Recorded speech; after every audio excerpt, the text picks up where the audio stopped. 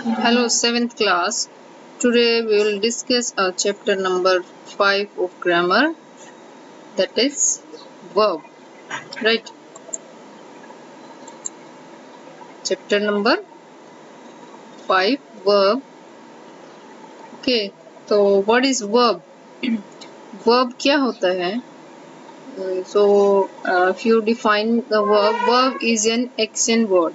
क्या होता है verb? Action word. Action word means which shows the action done by the subject. Means subject sentence में जो subject होता है वो जो action perform करता है, वो जो काम करता है, उस काम को, उस action को जो word हमें show करता है, that is known as verb. Right? वो क्या होता है? verb होता है. ठीक है. So in this chapter we will read about verb and its type. तब जो verb होती है वो कितनी तरह की होती है. ठीक है. तो फर्स्ट हम समझेंगे what is verb. Verb is a word or group of words that shows the action done by subject or state someone or something is in existing or possession. Means verb क्या होता है? वो action word होता है, जो वो action होता है, वो काम होता है जो किसके द्वारा किया गया होता है? subject के ऊपर. right? तो verb क्या हो गया? एक action word जो हमें काम, जो जिससे, जैसे हम हिंदी में पढ़ते हैं क्रिया, जिससे किसी काम के करने या होने का पता चले, वो वर्ड क्या होता है? क्रिया होती है. In English that is verb. Right? For example, आपके यहाँ पे एग्जाम्पल दिए, जैसे फर्स्ट है tigers roar. Tigers roar. Roar क्या होता है? टाइगर की जो दहाड़ होती है, that is known as roar. ठीक है. तो टाइगर्स क्या करते हैं? रोर करते हैं. ठीक है. तो ये उनका एक्शन हो गया. तो ये रोर वर्ड क्या हो गया? हमारा वर्ब. ठीक है. ये एक्शन है. I feel sorry. यहाँ पर जो फील है ये क्या है? वर्ब है. और ये किसको शो कर रही है? फीलिंग को शो कर रही है. ठीक है. ये हमारी फीलिंग को शो कर रही है. They fly aeroplanes. एरोप्लेन्स वे क्या करते हैं? फ्लाई करते हैं, उड़ाते हैं. तो ये फ्लाई जो वर्ड है हमारा क्या हो गया? एक्शन हो गया. ठीक है. Ashoka was a great king. यहाँ पर वॉज जो है वो हमारा वर्ब है. ये मेन वर्ब के रूप में यहाँ पर काम कर रहा है वॉज. तो ये इसका हो गया एग्जिस्टेंस. मतलब जो अभी हम आगे इसको डिटेल में पढ़ेंगे कि जो ये वॉज है यहाँ पर, ये वर्ब कैसे है. राइट? ओके. नेक्स्ट वन है हमारा रीड द फॉलोइंग सेंटेंसेस. देखो, अनिल प्लेज हॉकी. राइट?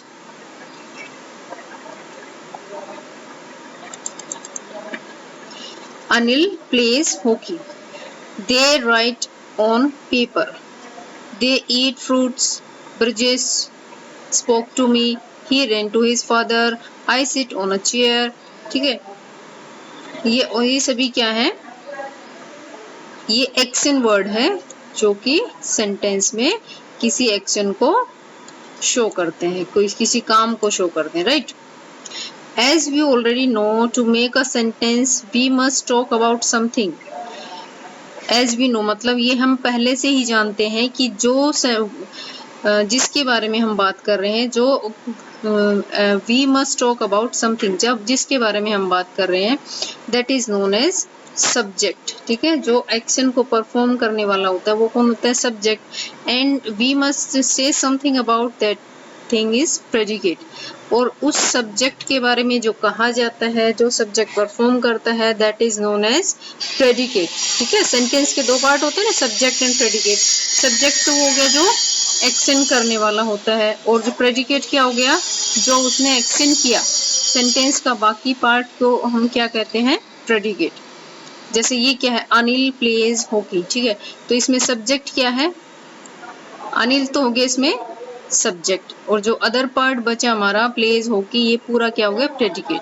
ठीक है. तो we must talk about something, जिसके बारे में बात करते हैं, दैट इज सब्जेक्ट. और क्या बात कर रहे हैं उसके बारे में, that is known as predicate. Right? A verb is a word which says what a subject does or what is done to it or what it is. मतलब verb क्या होती है? Word which says the subject does, कि subject क्या करता है, वो बताने वाला वर्ड ही तो वर्ब होता है, सब्जेक्ट जो एक्शन करता है।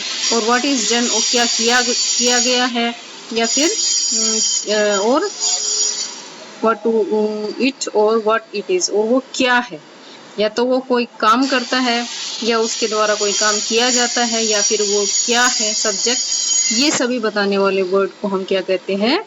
Verb, right. We can not make a sentence without a verb. ये मैंने सेंटेंस के चैप्टर में भी आपको ये चीज क्लियर किया था कि बिना वर्ब के कोई सेंटेंस नहीं होता। Means a verb must have, sorry, a sentence must have a verb. ठीक है, बिना वर्ब के कभी कोई सेंटेंस नहीं बनता। A sentence may contain only one word but that word must be a word. एक सेंटेंस में सिर्फ एक वर्ड भी हो सकता है, लेकिन वो वर्ड क्या होगा? वर्ब होगा। और कोई किसी वर्ड को हम सेंटेंस नहीं कहेंगे। अगर एक वर्ड का सेंटेंस है तो वो एक वर्ड क्या होगा? वर्ब ही होगा। Correct? Okay. A verb is not only one word, not always one word. It often consists more than one word. For example, she is signing. Means ये कह रहे हैं कि verb जो है हमेशा एक वर्ड ही नहीं होता। जैसे एग्जाम्पल दिया है, she is singing, Chandu will come true। यहाँ पर is और singing ये दोनों ही क्या है? वर्ब है। she तो हो गया subject, is singing, sorry, 1 second,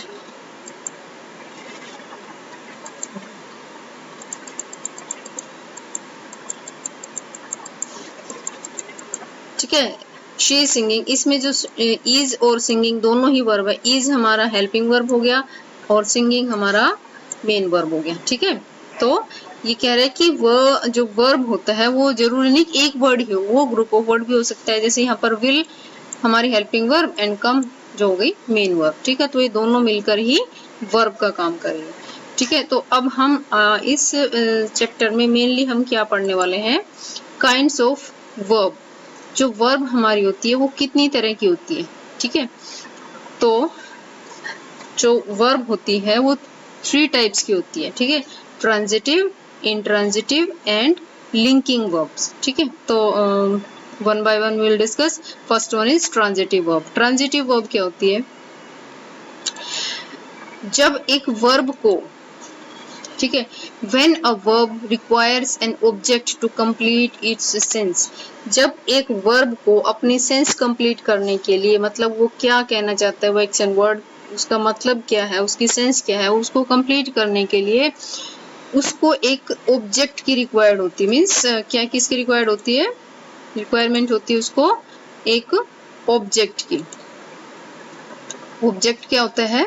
sentence का, जिसको हम हिंदी में कर्म बोलते हैं। मतलब एक सब्जेक्ट होगा, वर्ब होगी, उसके बाद ऑब्जेक्ट होगा।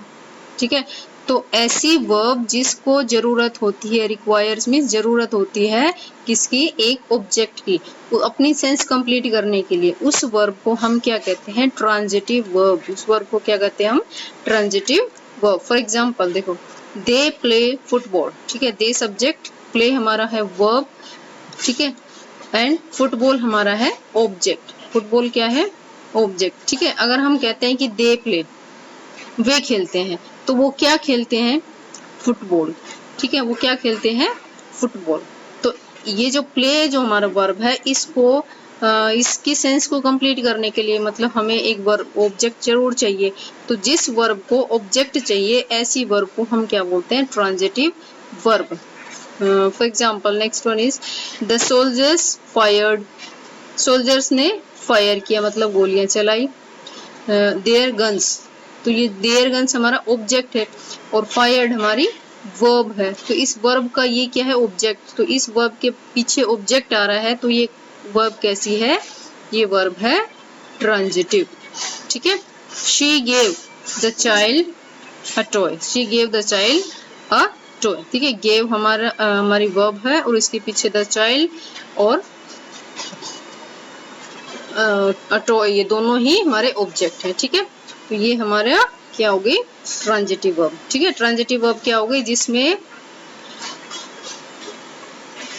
वर्ब के साथ ऑब्जेक्ट होता है या वर्ब को जरूरत होती है ऑब्जेक्ट की अपनी सेंस कंप्लीट करने के लिए, अपना मीनिंग कंप्लीट करने के लिए। वैसे जो ये प्ले जो हमारा वर्ब है ना, ये ट्रांजिटिव और इंट्रांजिटिव दोनों तरह से यूज होती है, ठीक है। ये एक एक्सेप्शनल, कुछ वर्ब ऐसी होती है जो एक्सेप्शनल होती है। जैसे कहते हैं, अगर हम कहते हैं कि दे प्ले, वे खेलते हैं, तो इसमें भी तो हमारी सेंस कंप्लीट हो रही है, यस और नो। तो ये ट्रांजिटिव भी हो सकती है, और हम इसके साथ साथ अगर ऑब्जेक्ट लगा देते हैं तो ये ट्रांजिटिव हो जाएगी। अगर हम खाली लिख दें कि दे प्ले, वे खेलते हैं, तो ये भी तो सेंटेंस कंप्लीट है। वो खेलते हैं तो खेलते हैं, कुछ भी खेलते हैं, वो मैटर नहीं करता। तो खेलना, जो प्ले जो वर्ब है, कुछ ऐसी वर्ब्स होती है जो ट्रांजिटिव और इंट्रांजिटिव दोनों यूज होती है। तो ये फर्स्ट एग्जाम्पल ये आपका एक्सेप्शनल है, इसमें प्ले दोनों तरह से यूज हो सकती है, ठीक है। Here football, guns and toy are required to make sense of verb play, fired and gave complete, ठीक है। तो ये हमारी जो play था, gave था और fired जो हमारी वो थी verb थी, ये इनके ऑब्जेक्ट थे, इसीलिए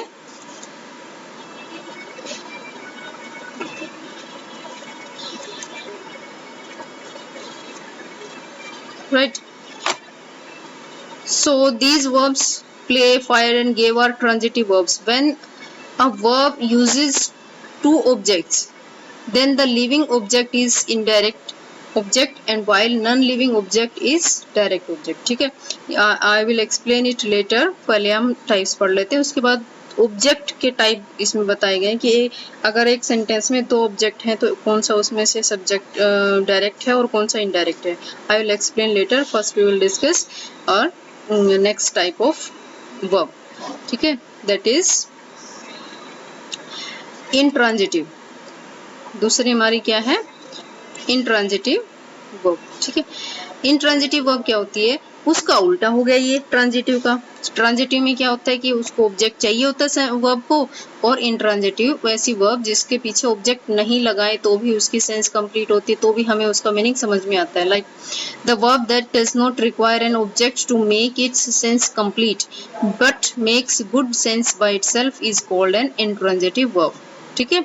जैसे ही ईट्स, वह खाता है, वे खाता है, ठीक है भाई, क्या खाता है, खाना खाता है, फ्रूट खाता है, जो भी खाता है, लेकिन यहाँ पर हमें बात तो समझ में आ गई ना कि हम क्या कहना चाहते हैं।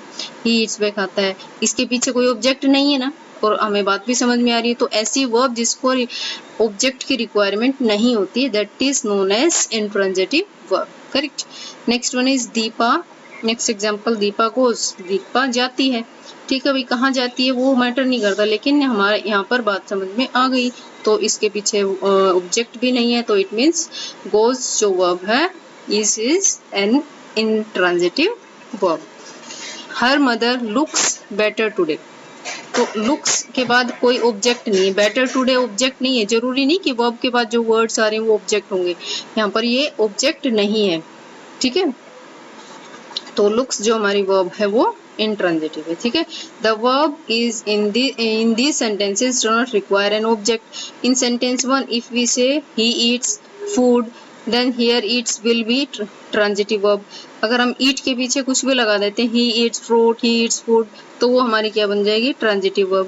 तो कुछ ऐसी verbs हैं जिनको रिक्वायरमेंट होती है ऑब्जेक्ट की और कुछ को नहीं होती, या फिर कुछ दोनों रूप से काम करती है, transitive and intransitive. If we say only he eats then it is requirement of object, no requirement of object, so it's intransitive verb, ठीक है। तो ये हमारी क्या बन गई, इंट्रांजिटिव वर्ब, राइट। अब हमारा थर्ड टाइप आता है लिंकिंग वर्ब। थर्ड कौन सा हमारा है, लिंकिंग वर्ब। लिंकिंग वर्ब क्या होती है, अब देखो कई बार हम सेंटेंस पढ़ते हैं, उसमें हम किसी एक्शन को शो नहीं कर रहे होते, कोई उसमें एक्शन नहीं हो रहा, कोई काम नहीं हो रहा, लेकिन वर्ब तो उसमें यूज हो रही है ना, तो ऐसी वर्ब क्या होती है, लिंकिंग वर्ब। जैसे लिंकिंग मतलब वो लिंक करती है किसको, सब्जेक्ट को सब्जेक्ट के आगे जो कुछ लिखा हुआ है सब्जेक्ट के बारे में, वो सब्जेक्ट को कॉम्प्लीमेंट करती है, मतलब सब्जेक्ट की सेंस को कंप्लीट करती है। सब्जेक्ट के बारे में हम क्या कहना चाहते हैं, ठीक है। Let's read its definition. Some words are used to make full sense of sentences. These verbs are called linking verbs. Some words are used to make full sense of the sentences. उनको हमको बोलते हैं linking verbs, ठीक है। जैसे B की form होती है इज एम आर, बी की प्रेजेंट फॉर्म होती है इज एम आर, और पास्ट फॉर्म होती है वाज वर। बी की ये 5 फॉर्म होती है। बी जो वर्ब होती है उसकी 5 फॉर्म होती है। इसकी प्रेजेंट की होती है इज एम आर और पास्ट की होती है वाज वर, ठीक है। become, wish, suppose, etc. are linking verbs. Examples, examine these sentences. देखो she, पहला सेंटेंस हमारा एग्जाम्पल क्या है, she is a nice girl, ठीक है। वो she is a nice girl, ठीक है। वो कैसी लड़की है, nice, ठीक है। तो यहाँ पर जो is जो हमारा वर्ब है, इसमें और कोई वर्ब तो नहीं है ना, सिर्फ इज है। यहाँ पर इज जो है वो मेन वर्ब का काम कर रही है। अब सिंपल लैंग्वेज में कैसे समझेंगे लिंकिंग को, जब हमारी हेल्पिंग वर्ब मेन वर्ब का काम करे सेंटेंस में, that is known as linking verb, ठीक है। तो इज जो हमारी हेल्पिंग वर्ब है, वैसे तो इज हम लगाते हैं कॉन्टिन्यूअस टेंस में is am are plus ING, ठीक है। तो लेकिन यहाँ पर यहाँ कोई कॉन्टिन्यूअस टेंस नहीं है, कुछ नहीं है। तो ये जो हमारा इज जो वर्ब है ये क्या कैसा काम कर रही है, ये मेन वर्ब का काम कर रही है। आप ऐसे डिफाइन कर सकते हैं, जब हमारी हेल्पिंग वर्ब मेन वर्ब का काम करे सेंटेंस में, तो उस वर्ब को वी कॉल लिंकिंग वर्ब, ठीक है। दे आर गुड चिल्ड्रन, यहाँ पर जो आर है वो हमारी मेन वर्ब का काम कर रही है।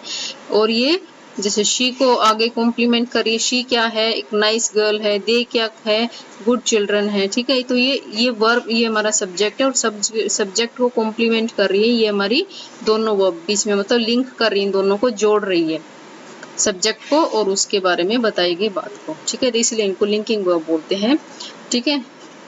द क्रिमिनल्स लुक फियरफुल, कुछ मेन वर्ब्स भी लिंकिंग वर्ब का काम कर देती हैं, जैसे Anju became a good doctor, ठीक है।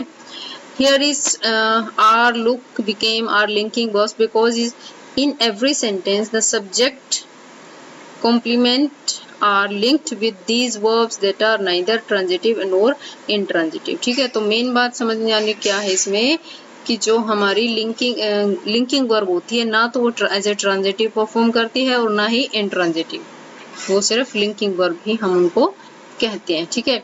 अब आता है हमारे exercise, find out the direct and indirect object from the following sentences, ठीक है। अब मैं आपको बताती हूँ डायरेक्ट और इनडायरेक्ट ऑब्जेक्ट के बारे में, ठीक है, क्योंकि वो पहले आया था तो आप कंफ्यूज हो जाते, that's why I am explaining now. एक सेंटेंस में एक से ज्यादा ऑब्जेक्ट हो सकते हैं, 2 हो सकते हैं, 3 हो सकते हैं, ठीक है। तो आपको क्या डिफाइन करना है कि हम किस ऑब्जेक्ट को तो डायरेक्ट ऑब्जेक्ट माने और किस ऑब्जेक्ट को हम इनडायरेक्ट ऑब्जेक्ट माने, ठीक है। ठीक है, हमें क्या करना है, किस ऑब्जेक्ट को तो हम डायरेक्ट कहें और किस को हम इनडायरेक्ट कहें। बहुत ही सिंपल तरीके से आप समझ सकते हैं। देखो, living and non living thing तो आपको पता है क्या होते हैं, ठीक है। लिविंग और नॉन लिविंग थिंग आपको पता है क्या होते हैं। तो जब हमारे सेंटेंस में 2 ऑब्जेक्ट होते हैं तो हम कैसे फाइंड आउट करें कि ये डायरेक्ट है और ये इनडायरेक्ट है। It's very simple. Direct object क्या होता है, जो नॉन लिविंग थिंग होगा वो तो हमारा हमेशा क्या होता है, डायरेक्ट ऑब्जेक्ट, और जो लिविंग ऑब्जेक्ट हमारा होगा वो होगा इनडायरेक्ट, ठीक है। मतलब आप कैसे समझ सकते हैं कि एक जो हम जिंदा चीज की बात कर रहे हैं, लिविंग थिंग की बात कर रहे हैं, वो तो हमारा इनडायरेक्ट है, वो तो उसको तो हम साइड में रखते हैं, और जो नॉन लिविंग थिंग है जो हमारी, उसको हम डायरेक्ट रखते हैं, उसको मेन ऑब्जेक्ट मानते हैं, ठीक है। जैसे for example, I sent him a letter some days ago. I sent him, मैंने उसको भेजा, यहाँ पर हिम और अ लेटर दोनों ऑब्जेक्ट हो गए ना। I sent him, sent what, a letter, sent whom, him, ठीक है। तो हमने क्या भेजा, किसको भेजा, दोनों ऑब्जेक्ट है, हिम भी ऑब्जेक्ट है और अ लेटर भी ऑब्जेक्ट है।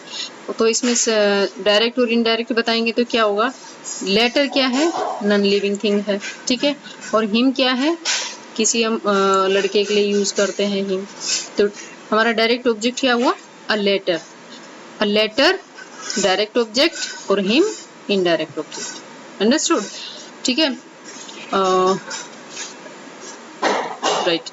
Next one, he gave a gift to me on my birthday. He gave a gift. He subject, gave verb, a gift हमारा object और me we object. दोनों object हो गए.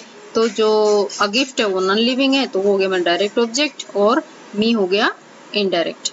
और ये डायरेक्ट और इनडायरेक्ट क्यों है? क्योंकि इनडायरेक्ट ऑब्जेक्ट वो होता है जिसको हम सेंटेंस से हटा भी दें तो उसमें कोई भी डिफरेंस नहीं आएगा, हमें तभी भी बात समझ में आ जाएगी, क्लियर सेंटेंस का सेंस समझ में आ जाएगी, इसीलिए उसको इनडायरेक्ट कहा जाता है. डायरेक्ट ऑब्जेक्ट क्या होता है? अगर डायरेक्ट ऑब्जेक्ट को हटा दें तो हमें उसकी सेंटेंस की सेंस समझ में नहीं आएगी. देखो कैसे, I sent him a letter. ठीक है, अगर मैं अ लेटर हटा देती हूँ, आई सेंट हिम, मैंने उसको भेजा.